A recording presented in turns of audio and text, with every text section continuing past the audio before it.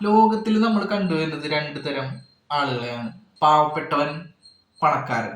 നമുക്ക് ഇന്ത്യയിലോട്ട് വന്നു കഴിഞ്ഞാൽ ഒരു കാറ്റഗറി കൂടി ആഡ് ചെയ്യാൻ പറ്റും. സന്യാസി വര്യന്മാർ എന്ന ഒരു തരം ആളുകൾ കൂടെ ഉണ്ട്.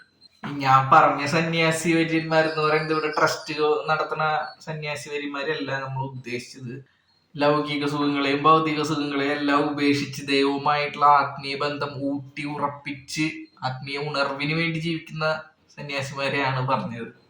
പണക്കാരനെയും പാവപ്പെട്ടവനെയും എടുത്തു കഴിയുമ്പോൾ അതില് ഒരു ദിവസത്തെ കൂലിക്ക് വേണ്ടി ഒരു ദിവസം മുഴുവൻ വെയിലും മഴയും ഒന്നിനെയും വകവയ്ക്കാതെ ജോലി ചെയ്യുന്ന അവരെ നമുക്ക് അഭിനന്ദിച്ചേ മതിയാവും. പക്ഷെ അവർ വെറും തുച്ഛമായ കൂലിക്ക് വേണ്ടിയാണ് ഇതെല്ലാം ചെയ്യണത്. പക്ഷേ AC റൂമുകളിൽ നിന്ന് ജോലി ചെയ്യുന്നവർ ഇവരെക്കാളും 100 ഇരട്ടിയോളം അധികം പണം സമ്പാദിക്കുന്നുണ്ട്.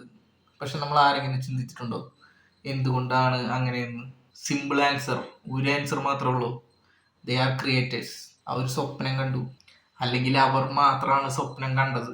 ഷാജഹാൻ ചക്രവർത്തിയാണ് താജ്മഹൽ പണി കഴിപ്പിച്ചതെന്ന് നമുക്ക് എല്ലാവർക്കും അറിയാം. പക്ഷെ അതിന് 20,000-ഓളം ജോലിക്കാരുണ്ടായിരുന്നു ഇത് പണി തീർക്കാൻ വേണ്ടിയിട്ട്. നമുക്ക് അവരാരും നമുക്കറിയില്ല. അതുപോലെ തന്നെയാണ് സ്വപ്നം കണ്ട് ഇമാജിൻ ചെയ്തവരാണ് ക്രിയേറ്റേഴ്സ്. അവരുടെ ആ ചിന്തയാണ് പണിതുയർത്തുന്നത്. അതുപോലെ സ്വപ്നം കാണണം. ഉച്ചയായി, ഞാനും ഒന്ന് ഉറങ്ങിയിട്ട് സ്വപ്നം കാണാൻ പറ്റുമോ നോക്കട്ടെ. സ്വപ്നം കാണാതെ രക്ഷയില്ല. ഈ സ്വപ്നത്തിൽ മാത്രമേ ഒരു പ്രതീക്ഷയുള്ളൂ.